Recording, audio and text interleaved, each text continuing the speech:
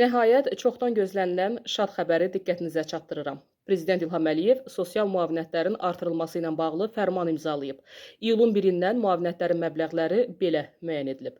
Orqanizmin funksiyalarının 81-100% pozulmasına görə əlilliyi müəyyən edilmiş şəxslərə 300 manat, 61-80% pozulmasına görə 250 manat, 31-60% pozulmasına görə 180 manat, ailə başçısını itirməyə görə 140 manat, əskərlərin uşaqlarına 140 manat, valideynlərini itirmiş və valideyn himayəsində məhrum olmuş uşaqların qəyyumlarına 140 manat, 1 yaşadək uşağı olan az təminatlı ailələrə hər bir uşaq üçün 140 manat, 5-dən çox uşağı olan qadınlara hər uşaq üçün 140 manat, övladlığa götürülən uşağa görə 240 manat, himayədar ailəyə verilmiş 18 yaşınadək əlilliyi müəyyən edilmiş uşağın tərbiyə edilməsinə görə 0-6 yaş arası 500, 7-13 yaş arası 600, 14-18 yaş arası üçün isə 650 manat.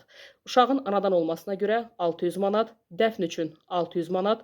İyulun 1-dən həmçinin prezident təqaüdlərinin aylıq məbləğləri isə bu cür müəyyən edilib.